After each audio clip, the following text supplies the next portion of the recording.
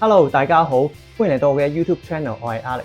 2026年嘅世界盃咧，仲有唔夠3個星期咧就開鑼㗎啦。咁今日咧都想同大家傾下啦，我嘅愛隊阿根廷啊，講下佢哋過去呢2-3年咧嘅備戰狀態啦，同埋都預計一下佢哋嚟緊會邊26位嘅球員咧會有較大嘅機會咧入選呢個國家隊去征戰呢個美加墨嘅世界盃嘅。咁最後咧都想預測下咧，究竟佢哋今年可唔可以衛冕成功咧？又或者佢哋可以行到幾遠咧？咁我相信咧呢樣都係一個阿根廷球迷啦，一個好關注嘅議題嚟嘅。咁我哋就一齊傾下佢哋今年嘅狀態係點樣啦。嗱，咁其實自2021年7月啦，阿根廷贏咗呢個美洲國家盃之後啦，打破咗佢哋喺國家隊長達28年嘅錦標荒之後咧，咁阿根廷咧往後幾年咧都可以話係順風順水嘅。咁因為咧喺往後嘅一年啦，2022年嘅3月咧，咁阿根廷亦都喺呢一個歐美國家盃咧就清風送爽，咁以3-0咧就擊敗咗當其時嘅應屆歐洲國家盃嘅冠軍意大利喎。咁而更加咧，佢哋喺年底咧就憑住將士用命，上下一心咧就贏到呢個2022年嘅卡塔爾世界盃冠軍嘅。咁再之後個2年咧，咁阿根廷咧強勢咧依然係保持到嘅。咁咧佢哋都喺2024年咧成功衛冕到就呢個美洲國家盃咯喎。咁樣咧佢哋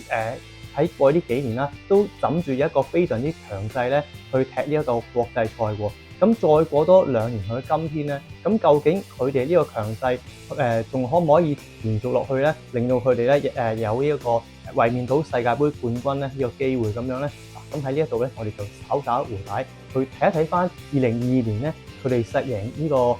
卡塔爾世界盃咧嘅少少嘅過程嘅。嗱，咁當其時咧，咁好似之前咁講啦，佢哋憑住佢嘅努力啦，就贏到當屆嘅世界盃冠軍啦。咁呢度咧好多其他嘅朋友咧都講過佢哋背後贏到嘅原因㗎啦。咁而喺我嘅角度咧，除咗球員嘅努力啦，同埋教練嘅部署之外咧，咁我個人認為咧，其實咧仲有3個有少少天時地利人和嘅原因喺入邊嘅喎。咁首先咧，第一個咧嚟講咧，就係呢一個佢哋，我覺得佢哋輸波輸得比較早，係啦，第一個原因。咁點解咁講咧？因為咧嗱，試諗下，如果佢哋順風順水喺分組賽就攞晒9分，再用住原有嘅班底去踢淘汰賽嘅話咧，我都幾肯定咧，佢哋當其時咧係未必可以行到去最尾 which is 行到去冠軍呢一條路嘅喎。當其時咧嘅中場啦，如果佢哋仲係沿用，譬如話係帕布高美斯帕利迪斯同迪保羅前線係羅達馬天尼斯的話咧，咁我覺得佢哋真係未必行得去咁遠嘅。咁但係咧，好彩嗰場輸波咧就發生咗喺第一場，變咗咧好彩另一個好彩就係史卡朗尼本身咧亦都一個好開明嘅教練啦，佢亦都會咧適時制宜咧做翻一啲嘅調整。咁令到咧阿根廷咧就可以及時咧就復甦，揾到咧最佳嘅11人去踢往後嘅比賽咯。如果唔係嘅話咧，更加好嘅球員，譬如話安素麥卡利士達、艾華利斯等等咧，咁就可能未必喺上一屆世界盃咧發揮到啦。咁呢個我覺得有少少喺呢啲位置咧，咁我覺得阿根廷都即係輸波輸得早呢件事咧係有少少好運嘅。萬一真係諗下，如果係發生喺16強，譬如話係對澳洲嘅時候先出現呢件事嘅話咧，咁一切就已經係反人實屬嘅啦。OK， 咁呢個係第一點啦。而第二點咧，我覺得有一個即係都叫做有啲運啦，就係喺個淘汰賽上面嘅籤運咁樣。咁因為咧當其時我記得喺踢到第2場嘅分組賽咧，贏咗墨西哥之後，咁之後嘅對手就係波蘭，我就會覺得咧，當其時如果對住波蘭咧，就一定要贏波。因為如果贏咗波蘭嘅話咧，咁阿根廷咧就會以首名出線。首名出線咧，16強嘅對手咧就會係波蘭。然之後咧8強咧，16強嘅對手就會係澳洲咁其實你睇翻個實力咧，如果睇翻澳洲嚟講，咁阿根廷咧要贏澳洲咧，不論喺個底蘊啦，或者喺嗰個實力上面咧，贏澳洲好老實講都係一個應份嘅事嚟嘅，我覺得。咁然之後到8強咧，如無意外咧就會對住荷蘭啦。咁當然荷蘭都係一支傳統嘅勁旅，但係比起昔日咧有洛賓雲貝斯史尼達在陣嘅荷蘭咧，咁今時今日荷蘭喺個功力上面咧，的確咧係比唔上佢哋嘅上一代嘅。咁所以我覺得咧贏8強都係一個合理嘅賽果嚟嘅咁樣。咁而去到4強嘅階段啦，咁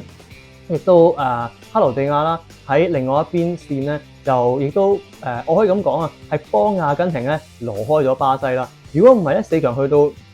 呢個階段面對住巴西咧，相信咧都會有一場嘅惡鬥喎。咁變咗咧，佢喺呢個淘汰賽階段咧，16強、8強、4強條路咧就相對易行啲，令到阿根廷咧就喺一個接近滿血嘅狀態之下咧，去迎戰法國隊嘅喺決賽入邊啊，亦都掉翻轉喎。如果阿根廷當其時係次名嘅身份出線嘅話咧，咁佢哋咧就會去咗下線㗎啦。咁會發生咩事咧？佢哋咧就會喺16強馬上再對法國隊㗎啦。咁因為咧就會即係就好似重蹈翻啦2018年嘅世界盃咁樣啦，16強又係對住法國隊啦。咁但係如果16強馬上就要對法國隊，我覺得以阿根廷當其時嘅狀態咧，我覺得就未必真係贏得到㗎啦。咁我假設就算你喺16強過到法國隊的話啦，咁其實8強咧你都要面對住英格蘭嘅喎。咁我覺得阿根廷咧就都有機會贏嘅，但係我覺得相對嘅機會咧細好多，難易度咧亦都係高好多咁樣嘅。咁我覺得呢一度咧就係阿根廷即係喺第二方面咧有一個比較優勢喺度啊咁樣啦。咁最後一點咧就係咧喺決賽入邊咧，咁就法國隊咧喺呢一個法定時間90分鐘入邊咧，其實咧有超過80%嘅時間咧都係唔在狀態啦，或者係未入局啊咁樣啦。咁就變咗咧，阿根廷亦都係把握嗰個機會啦，捉到主角。就喺呢頭嗰大約70幾分鐘嘅時候咧，就已經奠定咗2-0嘅呢一個優勢咧。咁咧，哪怕咧法國隊啦喺往後嘅時間咧冚翻晒上嚟啦，咁阿根廷咧都可以叫做勉強頂得住保住呢一個3-3嘅最終賽果啦。咁尤其是多得馬天尼斯臨尾嘅大自型撲救啦，同埋佢喺互射12碼階段嘅優異嘅演出啦，撲咗京士利高文嘅一個12碼啦，咁令到阿根廷咧係成功贏到第3次嘅世界盃冠軍嘅咁樣。2022年嘅世界盃嘅奪冠過程咧就大致上係咁樣。咁如果我哋投射翻去2026年嘅世界盃咧，咁阿根廷咧就究竟會有幾多嘅奪冠嘅機會咁樣咧？咁對於阿根廷喺今屆世界盃嘅衛冕機會咧，咁教練史卡朗尼啦就一句就已經概括晒㗎啦。咁咧佢就話 very difficult but not impossible， 即係話咩咧？非常之咁困難啊，但係咧又唔係冇可能嘅喎。咁點解話非常之困難嘅？對外嚟講咧，首先就係其實有好多列強嘅隊伍啦，咁佢哋嘅實力咧比過去4年咧係更加之強大嘅。咁首當其衝啦，咁我就講法國隊啦。咁我哋睇翻今時今日嘅法國隊咧，佢哋嘅前鋒線咧係非常之豪華嘅。咁哪怕伊基迪基就因傷退選啦，咁佢哋前鋒線上面咧仲有狀態大勇嘅麥巴比啦。咁因為佢今季亦都係西甲嘅神射手啦。咁另外仲有應屆金球獎嘅得主丹比利啦。咁就另外咧喺右翼方面啊，就算奧拉斯冇狀態，咁佢依然都可以用個道爾嚟到頂住啊。咁再加埋呢一個曼城嘅攻擊中場卓基啦，咁佢今季喺曼城咧亦都慢慢上嚟㗎啦。同埋仲有一啲柱躉式嘅中鋒，例如馬卡斯杜林啊咁樣咧。咁所以咧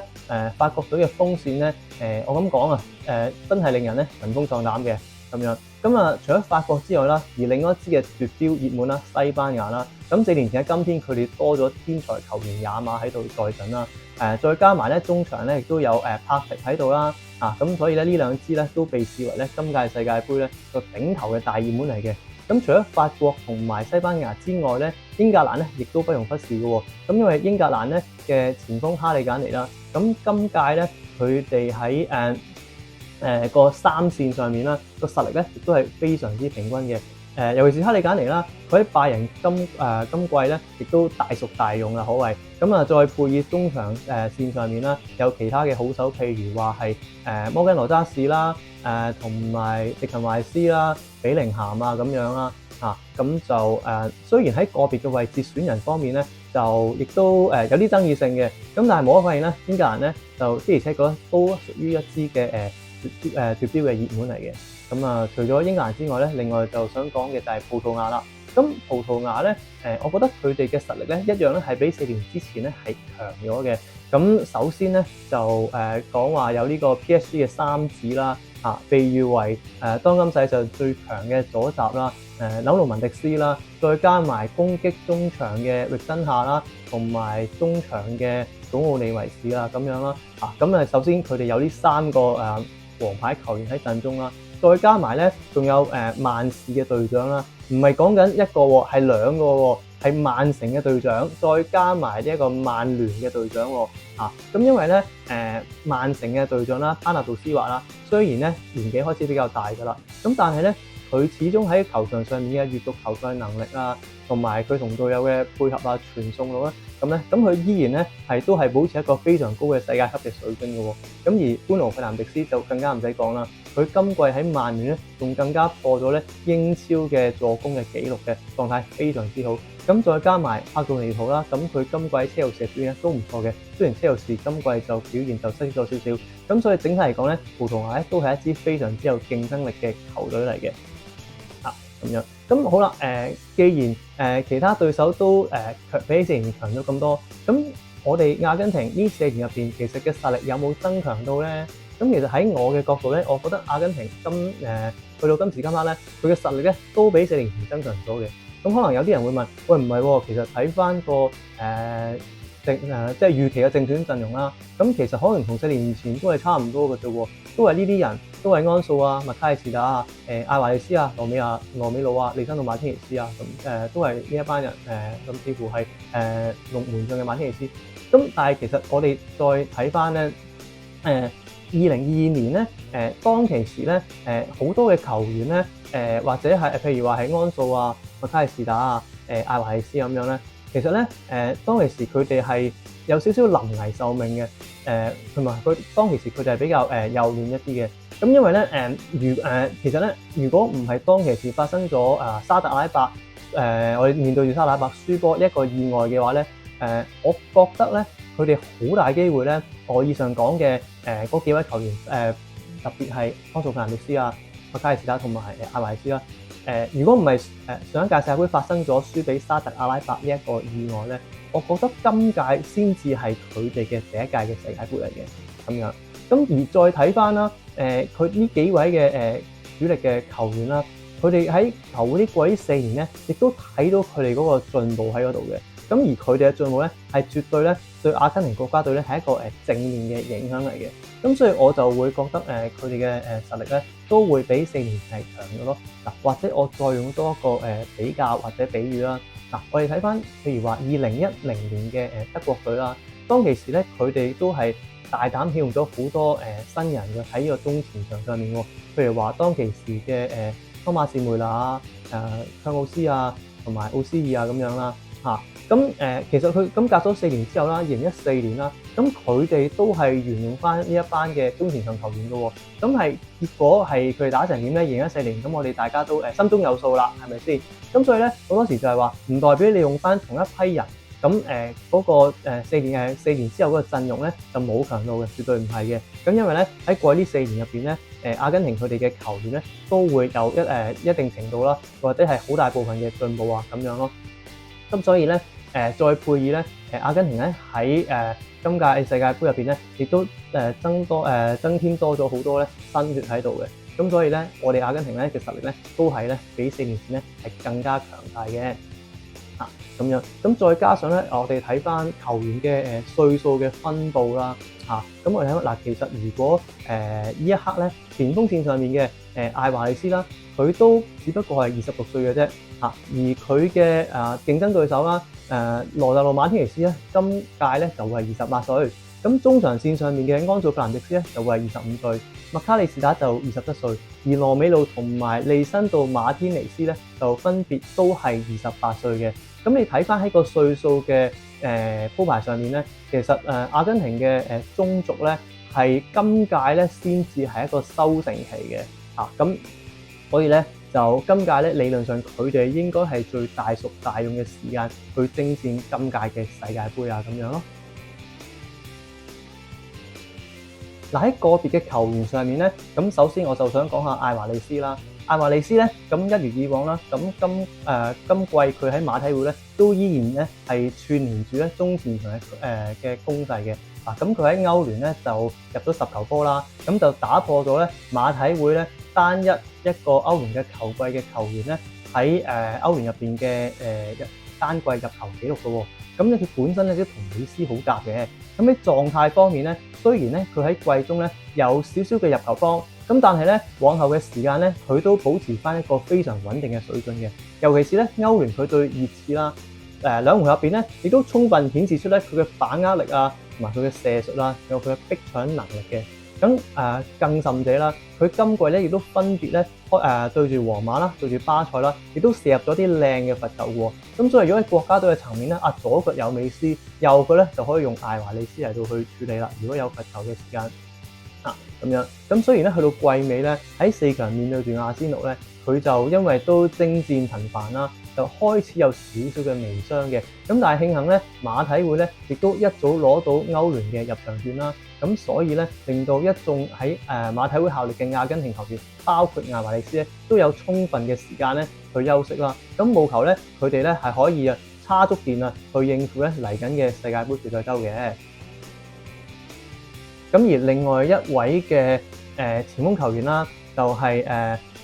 喺國家隊係同艾華利斯嘅競爭對手啦，良性嘅競爭對手啦，就係羅特魯馬天尼斯啦。咁羅特魯馬天尼斯咧，今季咧佢喺意甲咧都表現非常之好喎，佢都係咧今季咧意甲嘅神射手啦，咁佢就協助國米咧喺今季喺意甲入邊咧都成功贏到呢個聯賽冠軍啦，同埋咧呢個杯賽冠軍喎。咁雖然咧佢往後咧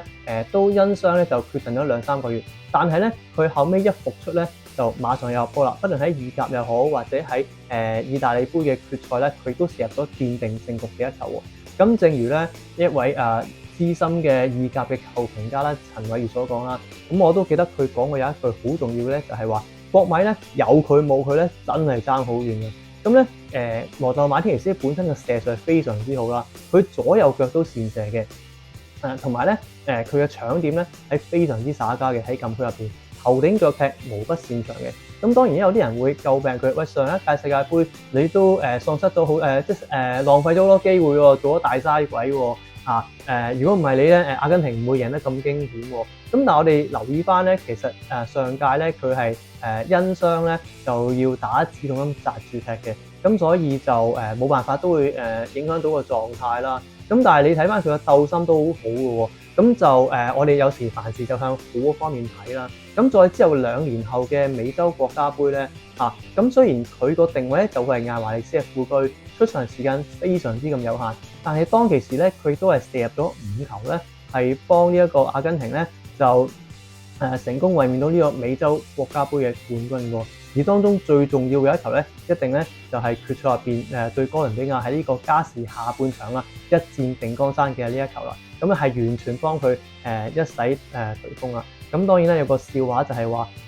阿根廷有2個前鋒，一個就負責踢世界盃即係艾華利斯啦。咁另外一位咧就係專門負責踢美洲國家盃嘅，即係羅特魯馬天尼斯啦。咁當然講笑係咁講啦。咁我亦都希望咧喺今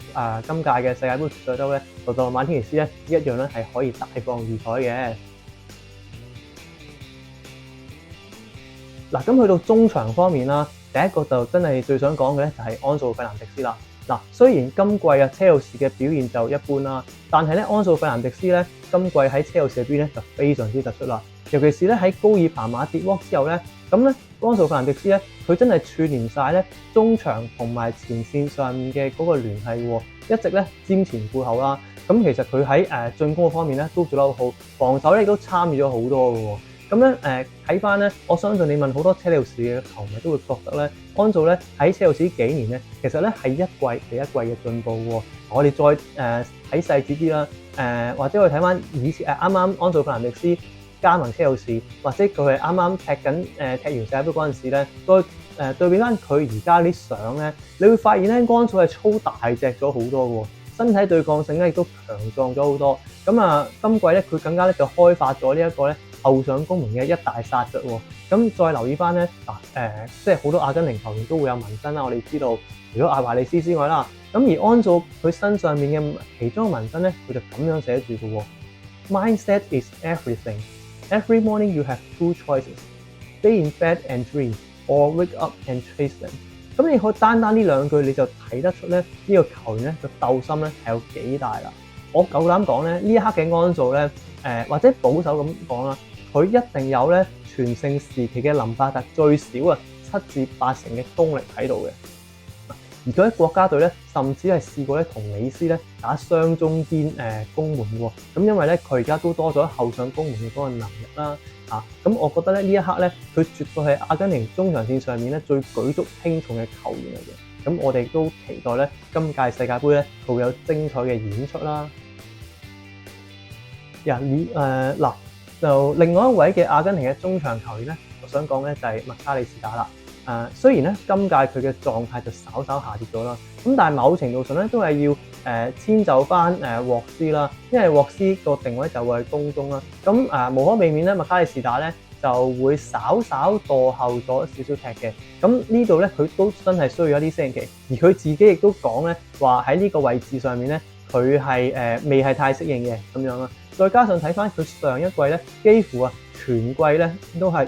全勤嘅喎。咁所以咧，佢季初嘅時候咧，都係有少少傷係未好翻晒。咁所以咧，導致到佢整季咧，如果拉勻全季嚟睇咧，咁佢個狀態的而且確咧係比唔上比唔上即係2025年嘅嗰一屆嘅表現嘅。咁所以我哋回睇翻啦，其實佢上一年7月嚟香港嘅時候咧，佢都因傷咧落唔到場，亦都操練唔到嘅。咁樣嘅，咁所以咧佢就真係會自有屈少少，但係咧呢個我都唔係太擔心嘅，因為咧我覺得咧佢翻到阿根廷之後咧始終嗰個踢法唔同啦，我覺得佢嗰個狀態咧會慢慢一步一步提升翻，咁所以呢個都我相信問題都不大嘅。咁嚟到後防線方面啦，後防線咧如無意外咧都應該會係利申道馬天尼斯配呢個基斯頓羅美路嘅。咁我覺得呢隊嘅中堅組合咧應該就問題不大嘅。咁而現階段啦，就希望羅美路咧能夠盡快康復。除咗盡快康復之外咧，都希望咧佢能夠盡快咧提升翻個狀態嘅。咁至於利申道馬天尼斯咧，我哋就希望佢一路都可以保持健健康康啦。咁其實自2022年嘅世界盃之後咧，阿根廷嘅中堅組合咧就已經係定位咗係羅美路咧搭呢個利申道馬天尼斯噶啦。而後者咧亦都係取代咗奧達文迪嘅。咁所以睇翻咧2024年嘅美洲國家盃咧，呢一對拍檔咧亦都係變得非常之好嘅喎。咁喺成屆嘅美洲國家盃咧，佢哋更加咧係以不失一球嘅狀態之下啦，係贏呢個冠軍嘅喎。咁當然可能你會話喂唔係喎，佢哋對厄瓜多爾都俾人絕和咗嘅喎。咁但係睇翻咧，其實厄瓜多爾絕和嗰刻咧，嗰個守將利申道馬天尼斯咧，其實已經係被換出咗啦。當其時守咧係奧達文迪嚟嘅。咁當然呢度我亦都唔係話有心要抽佢水啦。其實咧奧達文迪咧喺嗰場比賽咧最尾咧都射入咗關鍵嘅12碼啦，亦都射得好靚嘅嗰球波。咁就帶領阿根廷咧就殺入去呢個美洲盃嘅4強咁樣嘅。咁只不過呢度係想講咧，就係話俾翻 credit 羅美路啦，同埋利申道馬天尼斯呢一隊嘅中堅咧組合咧，亦都係有一定嘅防守能力嘅。起碼喺佢哋陣中打呢個美洲國家盃嘅時間咧，阿根廷咧其實都係不失一球嘅。咁佢哋係相當之可靠嘅。咁至於門將方面啦，無可否認咧，就一定咧係會用呢個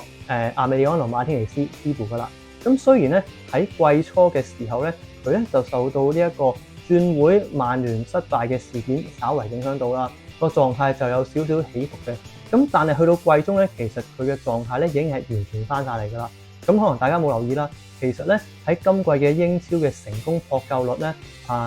馬天尼斯咧係成個英超咧係排行第2，僅次於當拿龍馬嘅啫。而咧除此之外咧，睇翻亞士東維拉好多嘅比賽咧，佢咧亦都係成功咧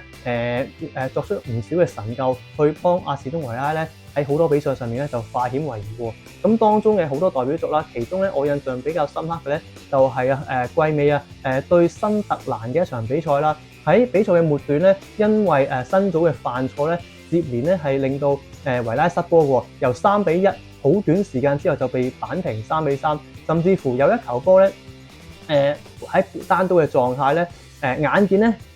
維拉幾乎俾人反擊㗎啦，好彩馬天尼斯咧就救出咗咧對方嘅一球 chip 射啦，佢馬上底高嘅手咧就擋咗對方嘅 chip 射，如果唔係嘅話咧就都可能會成為維拉一場敗仗嘅一時佳話㗎啦。咁所以咧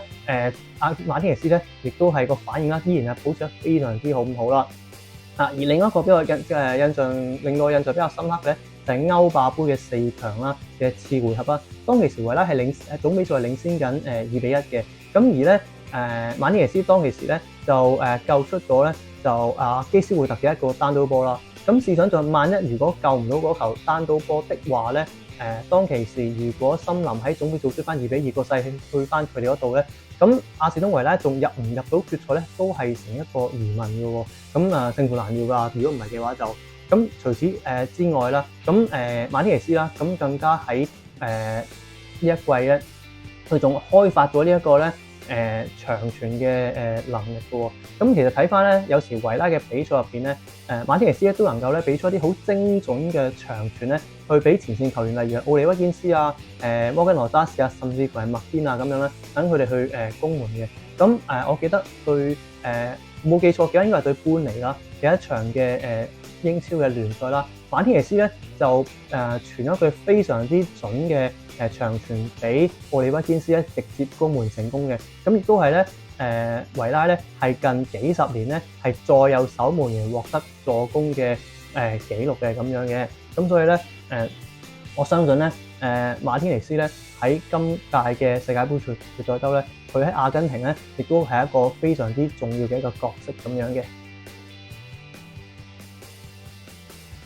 嗱，咁講完現役國家隊嘅一啲常客之後啦，咁喺呢度咧，我都想同大家講下啲國家隊嘅新血嘅。嗱，喺我嘅角度啦，新血就唔一定係啲年輕球員嚟嘅。咁其實一啲從來未為過國家隊上陣嘅球員啦，或者係好少為國家隊上陣嘅球員咧，咁我都視佢哋為新血嘅。咁首先咧，第一位咧，我想講嘅咧就係尼高柏斯啦。尼高柏斯咧就係名將之後啦，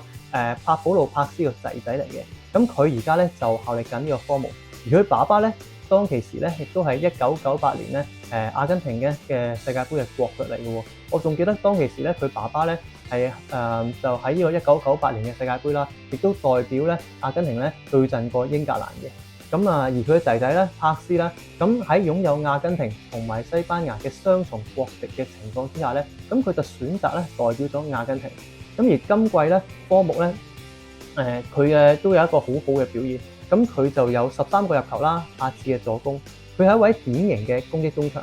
佢嘅左腳咧非常之純熟，佢都擁有極高嘅閱讀球賽能力嘅。佢盤扭嘅腳下功夫啦非常之好啦。佢有少少列基味嘅影子，但係咧就擁有更高嘅速度。而來季咧佢應該咧就會回歸皇馬噶啦。咁到時咧就睇下佢咧同埋比寧咸啦、艾達古拿啦同埋華維迪咧會擦出啲乜嘢嘅火花啦。咁而今屆嘅世界盃咧，佢未必係正選，但係咧亦都希望咧史卡能維咧能夠俾多啲機會佢踢嘅。咁我都覺得咧，對佢嚟講啦，或者對阿根廷嚟講咧，都會有一個正面嘅影響嘅。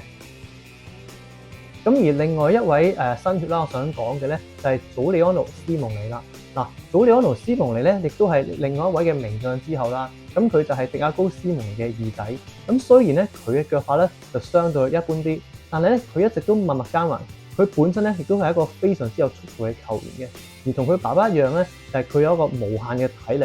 而喺上年嘅世界盃嘅外圍賽對陣巴西嘅時候咧，佢亦都咧係射入咗4-1啦嘅奠定勝局嘅一球啦。我覺得咧，其實當其時嗰球嘅掛網波咧，就已經咧幫佢 book 定咗今屆世界盃嘅入場券㗎啦。咁而佢嘅射術咧，比起2年前咧喺巴黎奧運嘅時候咧，就已經進步咗好多。咁而佢今季喺馬體會咧，亦都有7個入球、8次嘅助攻嘅。我相信咧，有佢喺度咧，會為阿根廷嘅中前場咧增加咗唔少嘅活力嘅。咁佢本身咧亦都有一個相當好嘅協防嘅意識啦，絕對係幫到國家隊嘅右路嘅。尤其是頻頻上前助攻嘅摩連拿，再加上佢哋兩位咧係效力喺同一間球會啦，夾關夾讀。咁我相信咧，佢哋喺右路咧應該咧都係踢得喺非常之好嘅咁樣。嗱，咁至於第3位嘅新血啦，我想講嘅咧就係近期最着手可熱嘅艾美利安奴保安迪亞啦。嗱，保安迪亞咧就喺大約2021年嘅時候啦，咁佢被譽為咧呢一個咧係諾域治嘅球王嘅。咁之後咧佢雖然咧後尾就轉會咗阿士東維拉，頭嗰2-3季咧其實佢表現咧都係平平嘅啫。咁但係咧上季咧被外借到利華古遜，今季翻嚟呢一個阿士東維拉之後咧佢咧就成功擺脫咗傷患嘅困擾啦，重拾翻個狀態啦。而佢今季嘅表現咧就唔可以講係一直都咁突出，係越打越好啊！可以咁話係咁可以咁講。而佢咧更加係成為咧球隊咧就第3號射手啦，僅次於2位嘅攻擊球員奧利屈堅斯啦同埋摩根羅渣士之後喎。佢本身嘅盤扭啦，尤其是中距離嘅射門啦，甚至係罰球咧，佢都有一定嘅威力嘅。而佢本身咧亦都係一位雙槍將，左右腳都皆善射嘅，而且本身咧非常之咁爛打。佢開頭嘅時候咧，後備入替咧就偶有佳作嘅，例如咧喺英超咧絕殺亞仙奴啦，咁樣。咁而咧佢喺臨近季尾咧就更加越戰越勇喎。你擺佢喺正選咧，佢一樣有貨交到俾你。咁咧我哋再睇翻喺季尾啦，對陣歐霸杯4強次回合嘅對森林嘅嗰場比賽啦。咁佢就更加輸出咗1支1A 啦，一個助攻同埋一個嘅入球嘅。咁去到決賽啊，對弗賴堡啊，佢就更加報答呢一個艾美利啦，對佢投以信任一票，俾佢踢呢個正選啦。佢臨完上半場咧，更加射出一腳咧逆足嘅世界波啊！嗰球波咧可謂咧係妙到好癲嘅。皮球咧就個波咧係有非常之強嘅內勢咧，就死角咧就射入咗呢個弗賴堡嘅龍門嘅。咁咧就協助維拉啦，就贏到呢一個嘅歐霸杯嘅冠軍啦。而佢咧亦都成為咗咧呢場比賽嘅 Man of the Match 嘅。咁佢狀態非常之可以，我覺得史加朗尼咧真係一定要揀保安迪亞嘅。咁如果因為有佢喺度咧，我覺得咧絕對係可以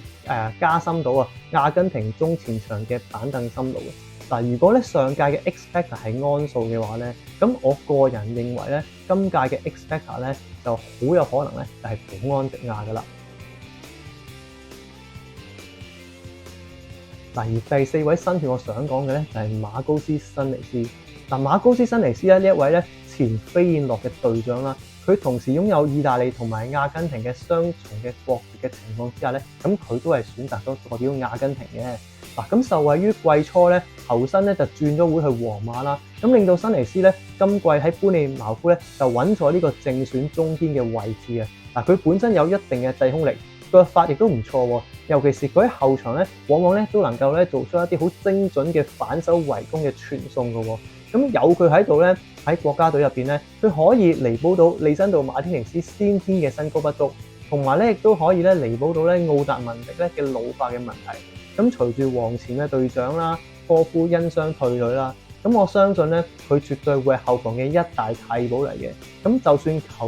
球隊哪怕要轉打3中堅都冇問題，可以同時出羅美魯啦、辛尼斯啦同埋利辛度馬天尼斯嘅。咁聽聞咧，而家咧佢喺來季咧應該就會轉會去到熱刺噶啦。咁最後一位我想重點講嘅新血咧就係華倫天巴高啦。巴高咧佢而家咧就係史特拉斯堡嘅防守中場啦。咁佢之前喺白里頓咧同埋西維爾咧就司職左閘喎，但係好可惜咧佢就踢唔慣呢個位置咧，就經常水土不服。更加咧係一度被認為咧係呢個防守嘅黑洞喎。本來咧以為咧佢會敗走歐洲噶啦，但係咧估唔到佢轉頭史特拉斯堡之後咧，隨住領隊羅斯尼亞咧將佢改造咗由左閘轉踢呢個中場之後咧，佢即刻全面復甦啦，越踢越好啦。其實除咗防守之外咧，佢某程度上咧亦都可以做球隊嘅 playmaker 喎。咁雖然咧佢有時咧嘅傳球路線啦係比較高風險，但係好多時咧佢都傳到好多咧即係好有質素嘅 progressive pass 喎。咁而佢來季咧亦都落實咗咧會轉會去到車路士嘅。咁我覺得咧有巴高喺度咧，亦都係會加強到咧阿根廷咧嘅中場嘅板凳深度喎。咁除咗以上呢幾位我重點講嘅新血之外啦，其實咧阿根廷咧仲有一啲新血咧有機會咧係代表到國家隊喎。咁包括咧就係馬賽嘅中堅嘅隊長啦，巴列迪啦，同埋就喺羅馬咧被譽為戴巴拿嘅接班人嘅蘇利啦，同埋波圖嘅防軍阿倫華利拿啦。咁呢一位球員咧，亦都係個覆蓋範圍好廣啦嘅一個好好嘅防守中場啦。而另外咧就係呢一個漢堡嘅右中堅或者漢堡嘅右閘呢一個卡柏度，咁佢亦都係一位非常之體力充沛，經常咧打晒成個右邊嘅一個防守球員啊咁樣嘅。嗱，咁所以整體嚟講啦，阿根廷今屆世界盃嘅陣容咧，佢嘅前中後嘅中軸咧係個實力係非常之平均嘅，而大部分嘅位置咧亦都有咧新人佢嚟到接統嘅。咁而球員佢本身啦喺國家隊啦就更加之團結啦，同埋咧個實力上咧俾人感覺好似有加成咁樣嘅。咁其實呢樣咧都有少少奇怪嘅。咁因為咧好多時球員咧喺球會嘅表現咧，往往咧都因為咧球會同其他嘅隊友咧夾慣夾熟咧，而喺國家隊比較少夾嘅情況之下咧，喺球會嘅表現咧理論上應該會更加之好嘅。但係阿根廷嘅球員咧就掉翻轉喎，好多時咧佢哋喺國家隊嘅實力咧先至會更加之好喎。咁點解咧？咁因為佢哋本身都比較團結啲啦，同埋咧佢哋好多時咧都係以美斯為中心啦。而好多現役嘅阿根廷嘅國腳咧，佢哋細個咧都係睇美斯踢波大嘅。咁所以咧令到佢哋咧一來個氣氛比較好，二來咧就係嗰個團結性咧，就令到佢哋嘅發揮咧就更加之理想啦喺國家隊入邊。咁好啦，咁到咗喺美斯嗰個問題上面啦，咁好多時我哋就會覺得，喂，咁睇嚟阿根廷喺今屆嘅世界盃仲係以美斯為中心喎。咁美斯都年事已高啦，未必踢得晒咁多場嘅賽事。咁如果喺美斯唔在陣中嘅時候，咁阿根廷點算咧？咁其實咧呢個問題咧，史卡朗尼咧好耐之前咧都已經講過啦。喺今時今日嘅阿根廷咧，有美斯係一種踢法，而冇美斯咧係另外嘅一種踢法。咁我哋咧再睇翻阿根廷嘅比賽上面咧，其實咧史卡朗尼咧又冇講錯嘅喎。咁我哋睇翻咧有幾場重要嘅比賽which is 美斯係缺陣嘅情況之下咧，阿根廷咧都踢得唔錯喎。咁而當中嘅代表作咧就一定要講咧，喺上年嘅美洲區嘅南美洲嘅世界盃外圍賽啦，對巴西嘅時候咧，咁阿根廷咧喺美斯缺陣嘅情況之下咧，就以4-1咧就輕鬆敗巴西喎。而最重要嘅咧喺個比賽過程入邊咧，阿根廷咧仲要逼到巴西咧係整場比賽咧只有一次嘅中框嘅攻門機會嘅啫，仲要嗰一球咧係羅美路咧唔小心大意啊，甩咗個波俾古拿咧先至俾佢有機會射入到嘅啫。而當其時睇翻整場嘅比賽咧，阿根廷嘅中前場嘅傳咧係非常之好嘅。咁中場咧當其時就用咗4位球員啦，安素費蘭迪斯啦、麥卡利士達啦、迪保羅啦同埋派奇斯4個完全係多文尼喺巴西嘅多文尼喺巴西嘅中場嗰邊嘅。咁再加埋前線嘅艾美達啦，同埋呢一個艾華利斯啦。咁樣，咁係咧打到咧巴西係一動都冇，係非常之精彩嘅嗰場比賽。咁除此之外啦，另外一場比較關鍵嘅比賽咧就係都係南美洲區嘅世界盃外圍賽啦，就作客咧就對呢一個烏拉圭嘅。咁阿根廷喺嗰場比賽咧，亦都能夠擊敗到強敵嘅烏拉圭喎。咁其實烏拉圭咧都今時今日烏拉圭其實都幾犀利㗎，都唔係差㗎。咁所以阿根廷贏到咧喺美斯缺陣嘅狀況之下啦，尤其係咁其實咧都係踢得非常之好嘅。咁當然啦，而我印象最深刻嘅咧，就一定係2024年嘅美洲盃嘅決賽啦。咁喺我仲記得嗰場比賽咧，踢到下半場嘅60零分鐘左右啦，美斯就因為腳傷嘅問題咧就被換走啦。咁相信佢當其時咧就即係喊到好慘嘅場面，大家都會記憶猶新嘅。咁因為佢唔可以再為國家隊效力啦喺嗰場比賽上面。咁而入替嘅就係尼高岡沙利斯啦咁樣。咁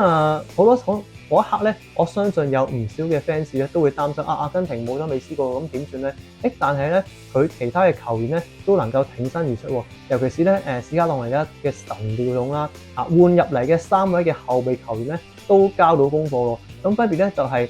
帕利迪斯啦，佢喺加時嘅下半場咧就作出一個非常之精準嘅攔截啦。然後就馬上傳俾洛希素啦，洛希素咧就喺球不着地嘅情況之下啦，就第一時間咧就傳俾呢個羅達魯玩天尼斯啦，就射入咗奠定勝局嘅一球喎。咁喺成個流程入邊咧，即係當然美斯已經出咗場啦，咁亦都代表到咧喺阿根廷咧喺就算係冇美斯嘅情況之下咧，就阿根廷都會有另一種踢法呈到俾世人睇嘅。咁因為咧而家今時今日嘅阿根廷咧，其實佢嘅前中後咧都非常之齊腳㗎啦。咁所以冇美斯喺陣中咧，其實咧都可以打得非常之唔錯嘅。咁好啦，咁講翻美斯自己本身啦。咁其實美斯今屆世界盃咧，其實佢6月24日生日啦。咁佢喺世界盃佢生日嗰時咧，應該都係睇緊世界盃。每次世界盃嘅打緊嘅時間咧，都會係應該係佢過緊生日嘅時間嘅。咁因為佢6月24日生日啊嘛。除咗2022年嘅世界盃之外啦，咁樣。咁咧就如果計埋今年生日嘅話咧，美斯都已經39歲啦。咁佢究竟仲有冇貨買咧？咁就無可否認咧，速度上面咧明買咧，佢一定係下跌咗唔少噶啦。咁但係咧，我哋再睇翻啲數據啦，其實咧今屆嘅南美洲區嘅世界盃嘅外圍賽咧，美斯咧依然係神射手嚟嘅喎，力壓咧一眾其他好手，雲尼素斯啊、拉芬拿啊同埋路易斯迪亞斯啊咁樣嘅喎。其實喺而家佢咁多個入球入邊咧，仲要係冇一球咧係12碼嚟嘅喎。咁所以咧，其實美斯仲有冇貨買咧？美斯絕對仲有貨買嘅。咁雖然體力咧就會下降咗啦，但係佢本身嘅閲讀球賽能力啦，同埋佢一啲嘅傳球嘅功架、罰球嘅造詣咧，依然咧都仲喺度嘅。尤其是咧，留意翻而家美斯啊，係多咗好多禁區外嘅起腳嘅射門嘅喎。咁就而家咧，佢就會少咗一啲一啲插入去禁區上面嘅起腳啊、盤扭嘅情況，而家就少咗啲噶啦。咁但係咧換嚟嘅咧就係佢而家咧就喺禁區外咧就多咗好多攻門啦，而且佢嘅遠射咧都係非常之精準嘅。除咗美斯之外啦，其他阿根廷今時今日咧球員同球員之間個默契咧亦都係非常之好嘅。球員之間咧走位靈活啦，而且都非常多嘅無球走動嘅。咁往往咧令到好多時咧攞住波嘅球員啊，到佢想傳波嘅時候咧，亦都係多過一個嘅選擇嘅喎。因為其他球員咧都會好多時都會走位配合到啊嘛。而呢樣嘢咧喺對巴西嗰場咧係非常之明顯嘅。咁所以咧阿根廷咧好多時咧對住其他球隊，佢都能夠多問嚟到個中場嘅。咁就呢一樣嘢咧，亦都係阿根廷嘅其中一個強項嚟嘅。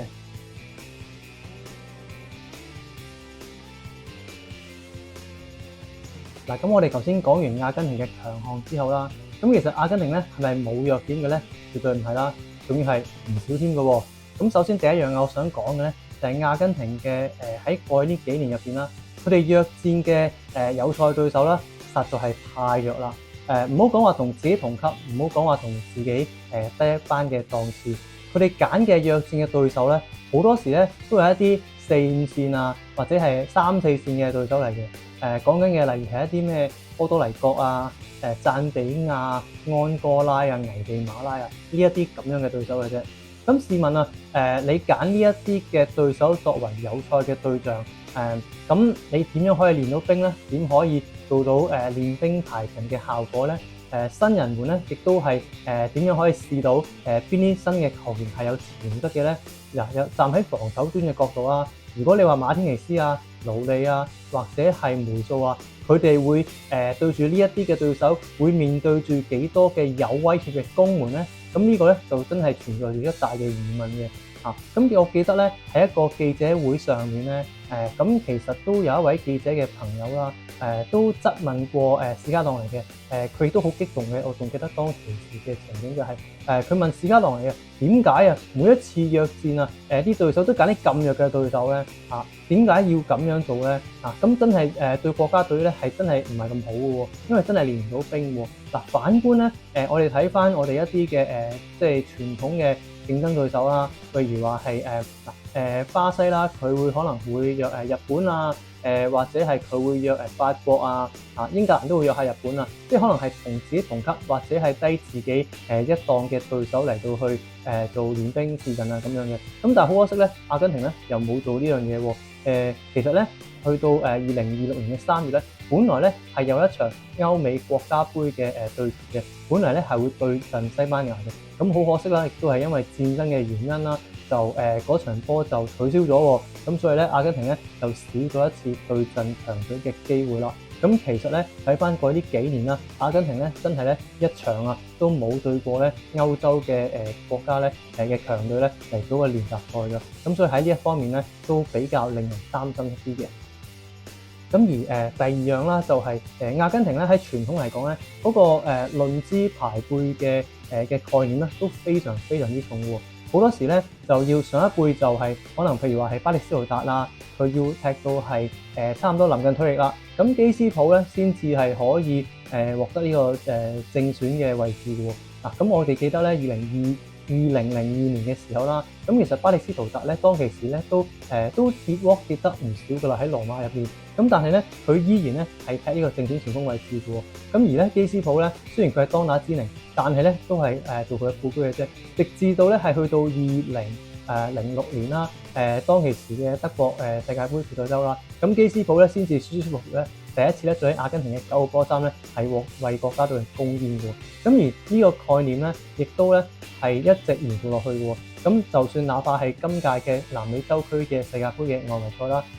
其實阿根廷咧喺外圍賽咧早早就已經篤定出線㗎啦。咁但係咧喺餘下嘅比賽入邊咧，史卡朗尼咧亦都咧好少咧係用一啲嘅新兵咧去做試陣嘅喎，好少去練新人嘅喎，都有嘅，但係個力度咧就略嫌不足啦。咁我最記得印象深刻嘅咧就係喺一個最尾嗰場嘅外圍賽啦，咁作客去厄瓜多爾啦。咁當其時咧，美斯咧亦都係講得好清楚，就係話佢係會缺陣呢一場比賽嘅。咁但係好可惜咧，嗰場比賽咧嗰個中場咧，阿根廷咧依然咧係沿用咧帕利迪斯啦，同埋係迪多呢一啲嘅老將嘅喎。咁講真，去到呢啲階段咯，都已經篤定出線無傷大雅啦。點解唔俾多啲機會新人去試下咧？係咪先？嗱，如果俾我嘅話咧，我一定會咧係起碼咧用盡晒所有嘅新人去試陣嘅，當中包括譬如話係艾哲華利啊、阿倫華利娜啊、尼高柏斯啊、巴高啊、帕朗尼啊、蘇尼啊，即係講得出嘅，你真係可以拱一紮新人上去咧。試下睇下究竟邊一啲嘅新血係適合阿根廷而家嘅陣容嘅喎，咁但係好可惜咧，呢件事咧亦都係冇發生嘅喎，咁所以咧就喺個論資排輩上面咧，阿根廷咧都係傳統上面咧都係有一個短板喺呢一度咁樣。咁除此之外啦，咁我哋講下個陣容上面啦。咁頭先都有提過嘅就係咧喺個陣容上面咧，阿根廷咧喺前中後嘅中軸咧嗰個實力咧係非常之紮實嘅。咁但係咧中軸紮實就代表住咧喺側邊嘅邊路咧就顯得相對比較脆弱啦。咁首先我就講個閘位方面啦。喺閘位方面咧，右邊嘅摩連拿咧好明顯啦，就佢係攻強守弱嘅。咁嚴格上嚟講咧，佢係一個出擊型嘅翼位啦。好多時咧佢都會有上咗去翻唔切落嚟嘅一個問題出現嘅喎。其實睇翻咧2022年嘅世界盃決賽周啦，分組賽對沙特啦，同埋決賽對法國啦，其實咧有一啲嘅失波咧，摩連拿咧都要負翻一部分嘅責任嘅喎。咁另外一個弊病咧就係即係喺右閘方面啦。其實而家咧摩連拿嘅替補咧，其實都唔多人揀嘅喎。咁因為咧而家效力緊彭美拉斯嘅基爾啦，我唔知係咪咁樣譯啦 ，GIAY 啦。其實咧佢都只係21歲到嘅啫。印象中咧佢都仲未有國家隊嘅踢帽嘅。咁佢究竟可唔可以磨合到當其時嘅即係呢一刻嘅阿根廷嘅國家隊咧？同埋佢有幾多斤兩咧？咁呢個都係即係未有太多嘅即係資料可以提供到嘅。咁除咗佢之外啦，本嚟咧科夫咧可以作為一個即係好好嘅替補嘅。咁因為咧科夫佢而家身為黃前嘅隊長啦，維拉利爾嘅隊長啦，其實近呢幾年咧佢已經咧係成熟咗好多噶啦。同埋以前咧佢喺熱刺嘅時候咧，佢都有客串過咧踢右閘嘅位置嘅。咁所以咧其實咧佢絕對可以做到摩連拿嘅替補嘅，加上佢防守意識咧亦都比較強一啲。咁但係好可惜啦，佢喺今年嘅年初嘅時候咧，亦都咧係不幸傷出咗啦。咁無緣今次嘅世界盃嘅決賽周，令到咧右路嘅替補人選咧，亦都係少咗一個可以選擇嘅人啊，咁樣咯。試問下啦，咁講真，如果喺決賽周較後嘅階段，如果又對翻法國，咁摩連拿點守丹比利咧，點守係阿巴比咧或者係對住巴西嘅時候點樣守下雲尼修斯咧？咁呢個都係一個好大嘅疑問嘅。咁而喺左閘方面咧，個情況就都更加之嚴重啦。因為咧左閘咧而家咧仲係用緊達拉費高喎，摩連拿喺右邊咧都叫做年輕啲，但係達拉費高咧已經係3朝元老嚟㗎啦。其實除咗佢之外咧，只有美斯啦同埋奧達文迪咧都有踢過2018年嘅世界盃決賽周嘅。咁所以咧達拉費高咧而家都唔止高啦，我預計咧佢應該都不大可能咧踢足晒8場嘅比賽㗎啦。咁而佢嘅替補咧就更加之嚴重嘅，個情況更加之嚴重嘅。咁因為佢替補上面咧就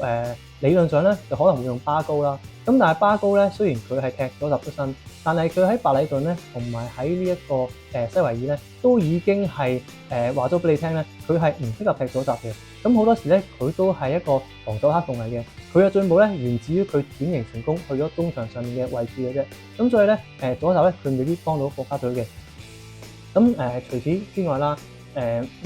喺斯蒙尼咧亦都咧係試過咧用呢一個力高干沙利斯啦，就吞佢落嚟踢呢個左閘嘅位置嘅。咁可惜個效果就慘不忍睹啦。我記得有一場嘅西甲咧就試過咁樣做嘅安排啦，結果咧佢未到半場咧就已經俾人趕咗出場啦。咁而至於咧比較可行啲嘅方法咧，可能咧就係用利申道馬天尼斯。咁利申道馬天尼斯咧就都係左腳球員啦。咁咧佢亦都可以客串打左閘嘅，但係唔好睇佢細細粒咧，但係其實咧佢速度咧唔係太高嘅啫。咁所以好多時咧，如果俾人爆嘅時候咧，佢都會追唔切嘅。咁所以咧呢一樣嘢咧喺曼聯都發生過㗎啦。咁所以後尾咧都好少用佢嚟踢左閘㗎啦。咁所以咧喺左閘方面咧，阿根廷咧都會比較令人擔心一啲嘅。咁講真唯一嘅再瞓後多一步再諗嘅，除非你用到阿古拿啦。咁但係當然呢樣我亦都唔希望發生啦，因為阿古拿已經34歲，二來咧佢已經係翻咗去河床嗰度養老㗎啦。同埋再睇翻咧今時今日啦，亞甲嘅實力啦，比起傳統歐洲嘅強隊咧，的而且確咧都係有一段好大嘅距離嘅。尤其是我哋睇翻世冠盃啦，阿根廷嘅亞甲兩支嘅傳統勁旅啦，河床同埋小保加咧，咁其實咧喺世冠盃入邊咧，佢哋都係分組賽咧就已經出局㗎啦。咁可想而知咧，再加上阿古羅啦已經年事高啦，咁所以咧如果佢作為阿根廷左閘嘅替補咧，其實都幾令人擔心嘅。你諗下，如果佢喺嗰個位左閘，佢對住對方嘅右翼，如果佢對住亞馬咧，阿古羅點樣守亞馬咧？係咪先？唔好話亞馬啦，就算你對住英格蘭嘅沙加咧，都難搞啦，係咪先？咁所以咧喺個閘位方面咧，阿根廷咧的而且確咧係存在咗一個幾大嘅隱憂嘅喎。咁除咗閘位之外啦，咁就講到呢個翼鋒嘅問題啦。嗱，翼鋒嚟講咧，左翼咧就應該會用到力高干沙利斯嘅。咁因為佢本身咧有速度啦、爛打啦，而且亦都佢可以貼防嘅。雖然咧佢埋門嘅把握力就爭啲，一係咧就爆落底啦，咁但係咧佢咧就都有時咧有啲神來之筆嘅喎。咁我最記得咧佢有一場咧係對住諗下先，喺西甲嘅比賽嚟嘅，佢就梅開二度，佢有一球咧就係喺嗰個右副位咧，就連續破咗一兩個球員啦。然之後咧龍門出現嘅時候咧，佢仲好巧妙咧 chip 嗰個波咧，再頂入空門嘅喎。咁有時佢又的而且確咧係有啲神來之筆嘅喎。咁所以咧如無意外咧，左閘咧都應該係會用上力高干沙利斯㗎啦。咁至於佢嘅替補咧，就暫時咧諗嚟諗去咧，都幫佢係艾馬達嘅啫。咁因為艾馬達咧喺馬體會咧都有踢過左邊嘅，但係有一啲唔同嘅地方就係艾馬達本身咧佢就唔係話一個傳統嘅翼鋒啦，咁所以佢嘅速度咧就唔係咁高嘅啫。同埋咧好多時咧佢扭波咧都會扭失波嘅喺馬體會入邊。咁所以咧我就覺得其實佢都唔算係一個即係好優秀嘅一個左路嘅攻擊嘅球員嚟嘅啫。咁所以呢度咧都令人有啲擔心嘅。咁再退而求其次啦，你話阿根廷嘅左翼啦，諗嚟諗去咧，咁我真係諗到加拿祖嘅啫。咁但係加拿祖咧就好可惜啦，礙於佢嘅性格啦，的而且確影響到佢嘅成長嘅天分咧，佢的而且確係有。咁其實我對呢個球員咧，亦都我唔會憎佢嘅。咁我都反而我都對佢有少少好感嘅。畢竟佢都係阿根廷嘅球員啦，咁但係好可惜咧，就係佢即係上兩季啦，同曼聯不歡而散之後，轉投車路士之後咧，咁佢喺雖然佢喺杯賽咧係有唔錯嘅表現，但喺聯賽咧就都係得一個入球咁大把嘅啫。咁的而且確係有少少水土不服，亦都係有一個適應期喺度嘅。咁就如無意外咧，佢應該都唔會入選到2026年嘅世界盃嘅大軍㗎啦。咁喺呢一度咧，就都希望佢喺往後日子啦，而家仲年輕啦，希望佢能夠係繼續成長啊咁樣啦。咁樣。咁因為咧再加上啊另一樣嘢就係睇翻咧加拿大嘅，因為佢本身咧佢個踢法咧同埋佢踢法就比較單調一啲啦。咁我哋睇翻咧，佢嗰時佢一路咧就係爆落底，另外暫時嘅踢法咧，除咗爆底之外，呢就吸翻大位射波，佢就比較少一啲同隊友配合。雖然咧佢而家係開始有做多咗呢樣嘢嘅喺車路士入邊，咁但係就都仲未夠咯，只能夠講。咁所以就我覺得就係佢嘅進步咧，未 catch up 到而家呢一刻阿根廷國家隊咧需要佢嗰個對嗰個需求咯。咁希望佢就會繼續努力啦，咁就將來喺國家隊會有多啲嘅貢獻啊咁樣啦。咁咧就左路咧就講完啦。咁另外喺右翼上面咧就會比較好少少嘅。因為右邊咧始終都我哋會有美斯喺度啦，但係咧美斯咧始終都年紀比較大啦，同埋好多時咧佢都會選擇褪翻落嚟咧攻中個位置嘅喎。咁如果你話右路要爆破嘅時候咧，就一定咧係用斯蒙尼㗎啦。咁斯蒙尼咧頭先都同大家講過佢嘅特點㗎啦。咁除咗斯蒙尼之外咧，其實仲有一啲嘅選擇嘅，例如係皇家馬德里嘅馬斯坦東奴啦、羅馬嘅蘇利啦，同埋賓菲加嘅帕斯蒂安尼嘅。咁好可惜咧，呢三位咧喺過去嗰個球會入邊咧，俾我感覺咧就都唔差，但係咧始終都係未夠火候嘅。首先譬如話馬斯坦東奴啦，佢喺皇馬嘅上場時間咧都季初嘅時候都唔少。沙比亞朗素咧亦都俾咗好多機會佢嘅。咁好可惜咧，就係我覺得睇咗佢咁多場比賽咧，佢都冇一個啲咩特別嘅亮點啦。速度佢又唔係好夠，射門同埋盤口就都一般 OK 啦咁樣。如果你話當然你話我而家呢刻只係18歲啫，但係如果大家都係18歲嘅話咧，即係我唔係用廿碼嚟到比較啦，甚至乎我覺得咧18歲嘅加拿大咧都要更加之優秀嘅。加拿大起碼18歲咧，有嗰個速度啊，有嗰個攻門嘅意欲啊，個野心啊比較強一啲嘅。咁馬斯坦東奴呢度咧就可能會比較遜色少少啦。咁就當然同球隊其他嘅隊友都有少少關係啦。始終佢係要搭呢個麥巴比同埋維尼素斯啦，咁所以對佢嚟講壓力都會比較大一啲嘅咁樣。咁所以就比較困難一啲。咁至於另外咧蘇利啦，蘇利喺羅馬咧今年季初嘅表現咧，的確係令人眼前一亮嘅。咁好可惜咧，自從佢傷愈復出之後咧，嗰個比賽嘅狀態咧，就反而咧就要多啲時間要 pick up 翻嘅。而適逢咧馬倫咧喺季中加盟羅馬之後咧，亦都係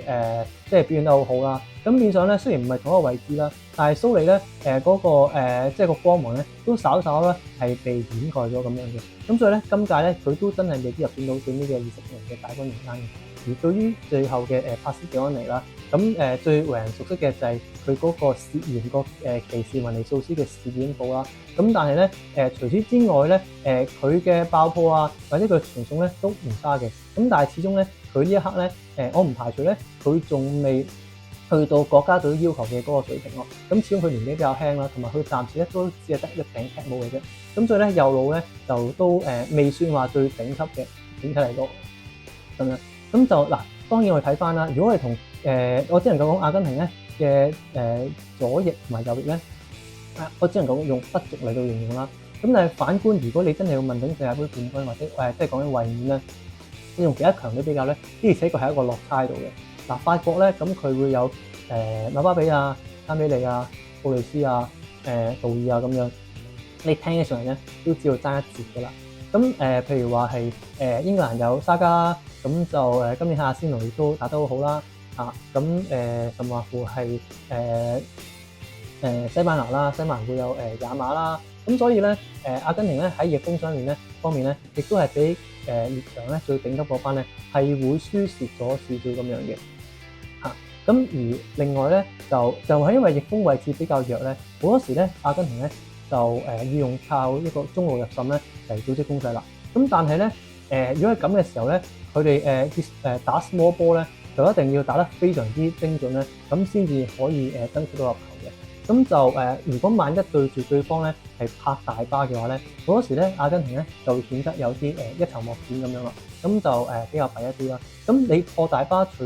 嘅方法咧，咁你可以靠遠射嘅。咁阿根廷咧亦都有好幾支嘅大炮嘅，譬如話係安素啊、美斯啊、艾華利斯啊、保安迪啊咁樣啦，咁日遠射咧都有嘅。咁但係問題係咧，另一個問題出現咗啦。咁你除咗即係克服呢個拍大巴嘅問題之外咧，你靠咧就可能靠啲高空優勢啦。咁阿根廷咧另一個弱點咧就係咧冇乜高佬喎。咁冇乜高佬咧，咁變咗咧喺防守角球上面咧就都有少少牙煙嘅。其實喺過去咁多年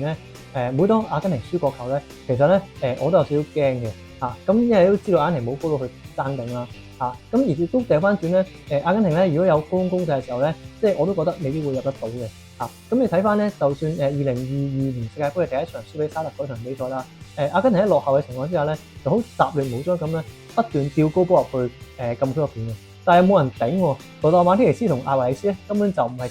即係又唔係高喎。咁所以咧喺高空攻勢上面咧，或者防守方面咧，阿根廷咧都會比較輸蝕嘅。原本咧阿根廷咧今年咧就出咗個幾好嘅中鋒啦，就踢斯拉斯堡嘅中鋒啦，就彭尼哲利啦。咁佢身高咧，我冇記錯咧都有180幾、190幾 cm 嘅。咁佢都係一啲傳統嘅柱躉型中鋒啦，射術亦都唔錯嘅。咁但係好不幸嘅地方咧，就係佢喺今年嘅3月咧，同國家隊集訓嘅時候咧，就不幸咧就ACL 嗰度咧又再傷啦。咁所以咧就令到佢缺陣咗今次嘅世界盃嘅決賽周啦。咁呢度都祝佢希望能夠早日康復啦。而喺替補方面咧，咁就史卡朗尼咧就可能會用一啲喺南美洲區嘅，即係巴甲或者係亞港度會揀一啲替補嘅球員去做 backup 啊咁樣咯。咁佢教練團會點樣安排咧就不得而知啦。咁不過呢度咧就係就係話阿根廷咧，佢畢竟咧嗰個高空優勢咧係因為冇高佬嘅關係咧，都會比列強嚟講咧係會輸蝕多少少咁樣嘅。咁而另一方面啦，想講咧就係阿根廷佢哋本身佢嘅心理質素啦。咁可能咧，你會問喎，喂唔係喎，阿根廷佢哋上一屆嘅世界盃咧，其實佢哋俾荷蘭逼和，俾法國逼和，佢哋最尾都抵得住壓力，互射10連碼贏埋喎，的而且確係嘅。其實喺心理質素上面咧，阿根廷咧喺呢幾年咧係都有進步咗嘅，但係咧就你就當我雞蛋裏挑骨頭啦，咁我就覺得可以再進步多少少嘅。咁點解咁講咧？因為咧，你睇翻咧，阿根廷過去咁多年咧，其實咧，佢哋只要一落後嘅話咧，就比較難啲可以翻盤到嘅。我哋睇翻由2021年開始啊，即係由佢哋贏美洲國家杯開始起計啦。阿根廷好多時咧都係踢順風波啊，大踢呢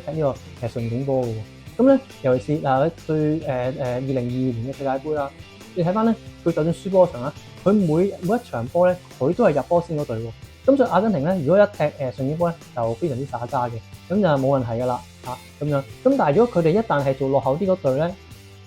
啲人就講咧，阿根廷只要一旦落後咧，對手咧就立呢一個不敗之地噶啦。因為咧，阿根廷咧係極少咧係可以咧反級成功嘅。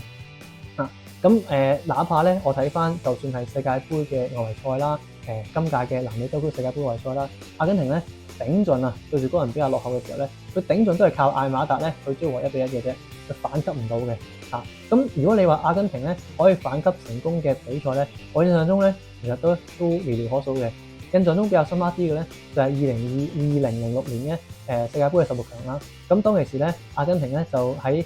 加時嘅上半場啦，就憑住麥斯洛迪古斯嘅一個妙射啦，就射破咗墨西哥嘅大門啦。咁然之後咧就得以咧就晉身呢個世界盃嘅8強嘅。而另外一個咧，我印象比較深刻啲，阿根廷反級成功嘅賽事咧，就係2017年咧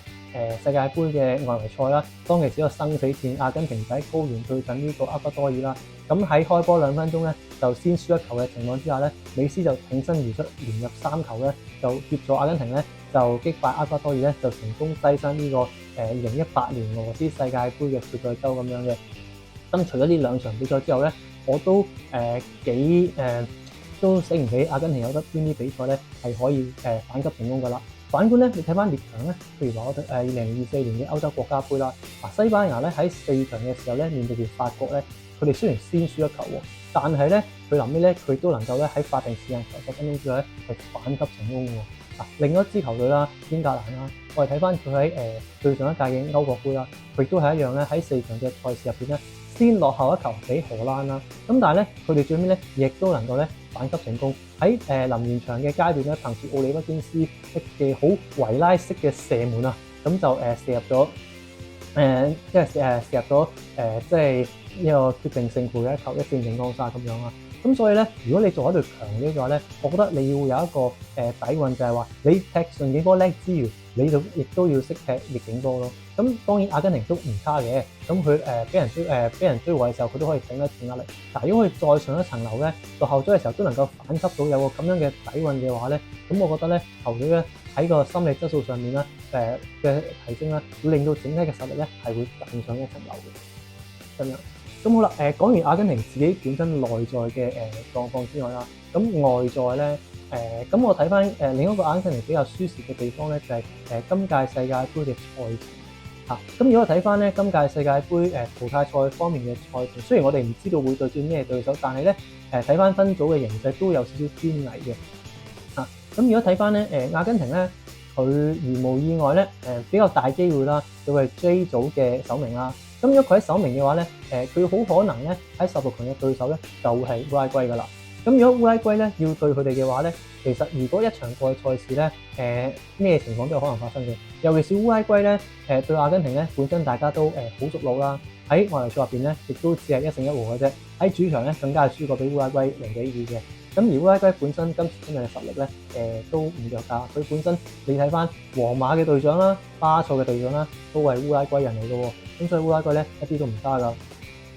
咁又再加咁所以咧唔知都到時真係打過先知啦。咁當然亦都未必一定對烏拉圭嘅。咁點解我咁講咧？因為咧睇翻烏拉圭同組嘅對手咧，西班牙咧因為因傷關係啦，也馬咧就要去到咧分組賽嘅最後一場咧，佢先至可以上陣嘅。咁如果烏拉圭把握到呢段時間咧，擦得失球又好乜都好啦，咁佢搶到個小組首名嘅話咧，咁阿根廷咧就好大機會咧32強咧就會即刻對西班牙噶啦。咁當然啦，我都唔希望呢個戲碼咁早就出現啦，我希望呢個戲碼喺決賽先出現啦，係咪先？咁所以咧就都有少少隱憂喺度嘅喺個淘汰賽嘅進程方面嚇。咁當然啦，如果你話按常理出牌，如果阿根廷係次名出線嘅話咧，就一夜可能會對西班牙添啦，咁啊仲更加之大劑啦嚇咁樣。咁好啦，講翻轉頭，如果假設阿根廷係喺上線出線嘅話咧，咁對完烏拉圭之後咧，16強咧就會對翻一啲比較精明啲嘅對手嘅，咁就預計咧會對有加拿大在陣嘅同埋埃及啦，同埋會對巴拉圭嘅，咁應該都理論上問題不大啦。咁8強咧就真係會做一啲考驗啦，就會對咩咧？就會有可能對住葡萄牙啦。咁呢場咧就真係一場大戰嚟㗎啦。咁我預計可能都係5波咁上下啦，可能阿根廷會高啲啲都唔出奇，但都好難講，因為雙方實力非常之唔接近。咁樣，咁而佢如果假設過到嘅話，4強咧，正路咧就可能會對英格蘭或者係巴西嘅勝方啦。咁所以睇翻成個進程咧，其實呢個淘汰賽嘅階段咧，喺難易度嚟講咧，阿根廷咧絕對係講緊一個 hard mode 嚟嘅。如果你相比起2022年嘅世界盃嘅淘汰賽嘅階段啦，佢大佬16強對澳洲，8強對住功力弱咗咁多嘅荷蘭，4強再對住幫你攞開咗巴西嘅克羅地亞咧，咁我覺得咧2022年嘅世界盃嘅淘汰賽嘅路線咧，即係寫個係 easy mode 嚟嘅，咁就所以咧阿根廷咧，如果要衛冕成功嘅話咧，佢淘汰賽嗰條路咧，的而且確咧係都幾難行嘅，咁就亦都即係當然我哋唔知道會有啲咩爆冷嘅情況出現啦，係咪先？咁所以咧都係要打過先知嘅。咁所以咧外在嘅因素咧就會係呢一啲啦。咁以上咧就係我覺得阿根廷一啲你可以話內憂外患啦，或者一啲弱點啦。咁但係始終每一隊波都有佢嘅長短板嘅。咁啱啱講完嘅咧就係阿根廷嘅一啲比較弱啲嘅地方啊，或者輸蝕嘅地方啊咁樣咯。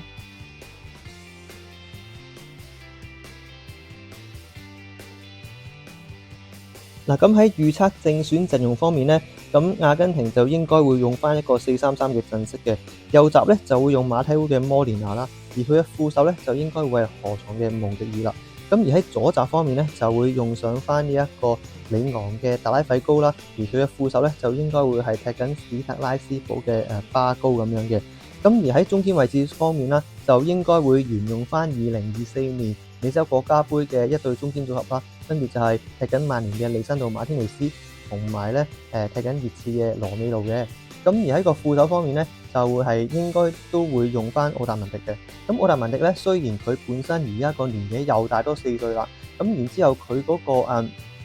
體力啊，可能又會比4年前差咗啊咁樣啦。咁但係我都會對佢仲有一啲嘅信心喺度嘅，因為始終佢有一個經驗啊，有個路數喺度啦。雖然佢有時都會派膠，咁但係咧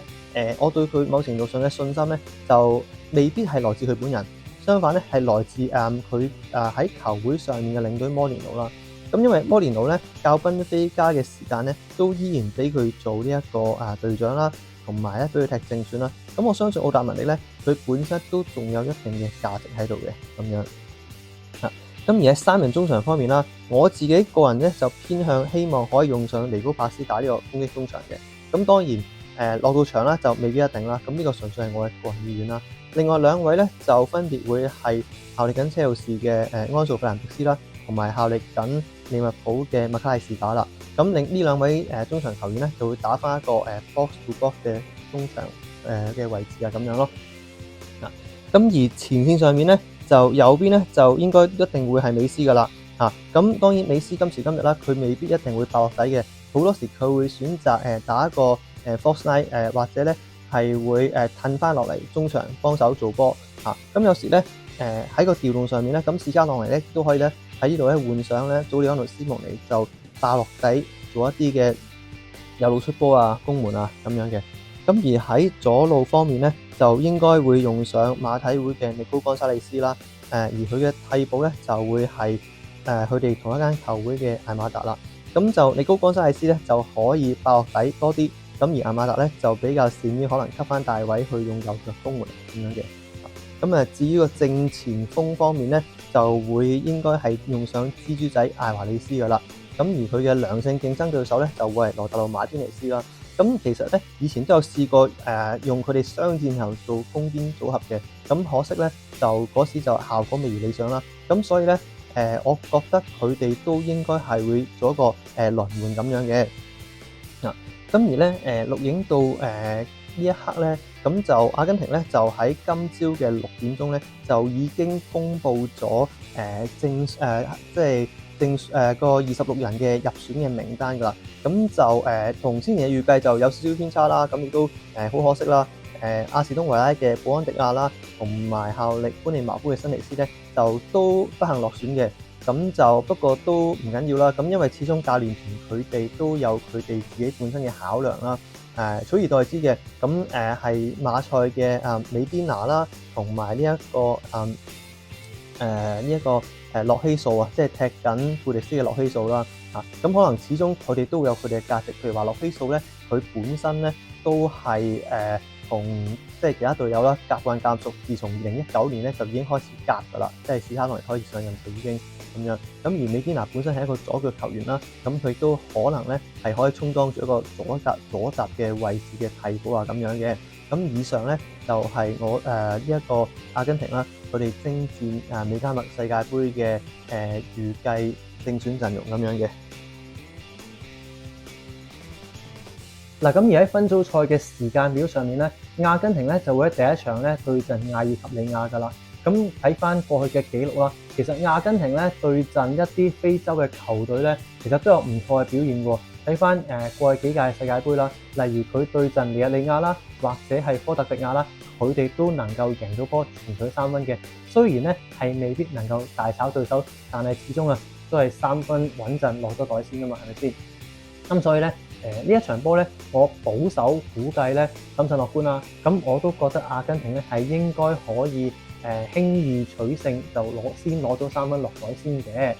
咁樣。咁而第2場咧就會相對面對大一啲嘅考驗㗎啦，因為第2場咧就會對住奧地利喎。咁其實今時今日嘅奧地利咧都不能夠同日而語㗎啦，同以前比較起上嚟，因為咧自從換咗蘭尼克做領隊之後啦，呢位逼搶之父啦蘇科咁咧奧地利咧嘅踢法咧亦都係非常之進取嘅。記得喺2年前嘅歐洲國家盃咧，佢哋甚至乎係贏過一啲傳統嘅勁旅，包括係荷蘭啊咁樣啦。咁所以阿根廷咧，如果面對住奧地利咧，絕對係不容忽視嘅。咁呢場咧，我覺得就算贏到咧，點都唔可以輸，點都要起碼和住波攞到起碼最低限度都要攞到1分先咁樣啦。咁而到最尾一場咧，面對住約旦啦，約旦嘅實力咧，相信咧就會偏弱少少，咁所以咧我就覺得阿根廷咧，如無意外咧，呢場咧就一定要攞3分㗎啦。如果可以的話咧，就盡量入多啲波，就再刷一刷數據，令到佢哋喺小組嘅排名上面咧，進一步咧鞏固到佢哋小組首名嘅機會咁樣嘅。咁睇翻啦，過去幾屆咧，阿根廷咧佢哋踢分組賽咧，其實都有少少嘅起伏嘅。咁就譬如話係我由90年嘅世界盃開始起計啦。其實睇翻咧90年世界盃啦，94年嘅世界盃啦，喺呢兩屆世界盃入邊咧，阿根廷嘅分組賽呈現咧，佢哋都只能夠係以小組嘅第3名僅出線嘅啫。咁樣咧就但係咧好變咗好再加上譬如話係往後啲啦，譬如話2002年，甚至乎佢哋係分組賽出局嘅喎。咁就除此之外啦，上一屆嘅世界盃咧，其實佢哋都第一場咧都係落筆打3更就輸咗俾沙特阿拉伯。咁好多時咧不論你係咪阿根廷嘅 fans 啦，你都會覺得喂，阿根廷嘅分組賽表現都係一般喎。反而睇翻傳統嘅強國，譬如巴西咧喺歷屆世界盃咧，全部咧都係首名出線嘅喎。咁樣，咁所以阿根廷佢喺個分組賽會都爭啲咧。咁但係其實我覺得又唔需要過分悲觀嘅。咁雖然你話阿根廷有陣時可能都會喺分組賽上面叻一粒碌，咁但係睇翻咧，譬如話有好幾屆，譬如話係1998年嘅世界盃嘅分組賽啊，或者甚至乎係自2002年開始啦，2006、2010、2014嘅3屆嘅世界盃咧，阿根廷咧都能夠咧係成功以小組首名嘅姿態咧去晉身去世界盃嘅16強嘅。尤其是2006年啦，當其時阿根廷咧同樣咧係被譽為入咗去一個死亡之組嘅。咁就當其時我仲記得同組嘅對手有荷蘭啦、科特迪瓦啦，尤其是當其時咧嗰陣時被譽為我仲好記得被譽為死亡 C 組啊，因為 C for 咩咧 ？C for Chelsea 車路士因為阿根廷有基斯普，荷蘭就有洛賓，而科特迪瓦就有咧當時大熟大用嘅杜奧巴啦，同埋咧塞爾維亞和克山咧就呢個基士文嘅。咁因為咧塞爾維亞和克山咧當其時咧就貼住呢一個咧外圍賽不失球嘅超強嘅防守紀錄咧，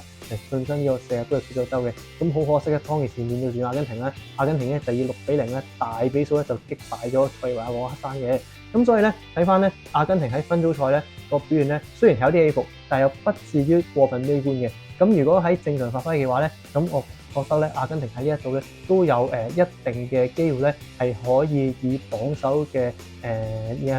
姿態啦去晉身咧世界盃嘅32強咁樣嘅。咁其實自1986年世界盃之後啦，阿根廷咧一共係有3次咧打到入呢個世界盃嘅決賽嘅。當中就贏咗一次嘅世界盃冠軍啦，即係2022年嘅卡塔爾世界盃啦。咁除此之外咧，亦都有3次咧打入去8強啦。2次咧就打入去16強，而有1次咧就係打到去分組賽咁樣嘅。咁就如果以按常理去出牌嘅話咧，我覺得阿根廷今屆賽事咧就應該會去到8強或者係4強呢一啲咁樣嘅階段啦。咁呢度咧都可以同大家分享少少數據啦。其實阿根廷咧喺4強入邊咧係從未試過瀨嘢嘅，咁即係話咧阿根廷咧只要一入到去4強咧就一定殺咗去決賽噶啦。贏唔贏到冠軍咧就唔知，但係4強咧就一定會過到嘅。咁當然理性就係咁樣睇啦，但係感性上面咧我都希望咧阿根廷咧能夠成功衛冕到世界盃嘅冠軍嘅。咁其實咧上一屆嘅世界盃啦，我當其時咧都係預測咧阿根廷咧係大約去到8強嘅階段左右嘅啫喎。咁因為咧其實睇翻上一屆世界盃嘅陣容啦，如果大家仲有個記憶喺度嘅話咧，其實當其時咧阿根廷咧嘅26人嘅入選名單入邊咧，其實踢緊傳統英超 Big Six 嘅正選球員啦，或者係踢緊皇巴拜嘅正選球員啦，幾乎一個都冇嘅。我印象當中咧，只係得2個嘅啫。一個咧就係熱刺嘅羅美路啦，而另外一位咧就係利申道馬天尼斯效力緊曼聯嘅啦。除此之外咧，哪怕係蜘蛛仔艾華利斯啦，雖然佢當其時係踢緊曼城，但係咧佢都係充當住咧荷蘭嘅副選咁解嘅啫。咁所以咧，但係佢哋咧依然能夠將士用美咧贏到世界盃冠軍咧，都係一件好難得嘅事嚟嘅。亦都另一個角度睇啦，足球世界咧的而且確咧係千變萬化嘅喎。咁所以咧，亦都係點解咧呢個係一個咁吸引人睇嘅一個運動嚟咧？情況就係咁樣啦。咁啊，到影片去到差唔多最後嘅尾聲啦。咁如果你係睇到呢一度咧，咁我都多謝你寶貴嘅時間啦。同埋你睇得到嚟呢一度咧，咁就算你唔係阿根廷嘅 fans 咧，咁我覺得你可能咧都會對阿根廷嘅足球咧係有一定程度嘅興趣嘅。咁到最後咧，咁我都想同阿根廷嘅 fans 講幾句嘅説話啦。咁其實咧，阿根廷國家隊咧喺過去呢幾年咧，的而且確咧係已經贏盡所有㗎啦。咁包括係美洲國家杯嘅冠軍啦、洲際國家杯啦，同埋世界盃嘅冠軍，亦都再衛冕多一次嘅美洲國家杯嘅冠軍咁樣嘅。咁就所以咧，我相信咧喺過去呢幾年入邊啦，球員同埋教練團咧，佢哋的而且確咧係付出咗超過100% 嘅努力㗎啦，同埋咧就佢哋咧已經係 achieve 到 more than 佢哋可以 achieve 㗎啦。咁所以相信喺今屆嘅世界盃入邊咧，佢哋嘅負擔嘅壓力咧，應該咧係會少啲嘅，應該會相對咧比較輕裝上陣一啲嘅。咁所以咧，作為 fans 嘅我哋咧，希望我哋都能夠咧抱住一個輕鬆嘅心情去欣賞阿根廷喺今屆世界盃咧佢哋嘅表現啊咁樣啦，唔好太大壓力，喺一個輕輕鬆鬆嘅狀態之下，做一個最佳嘅第12人去支持我哋嘅球隊。記住咧，史卡朗尼咧同我哋講咩咧？It's very difficult, but not impossible. Vamos!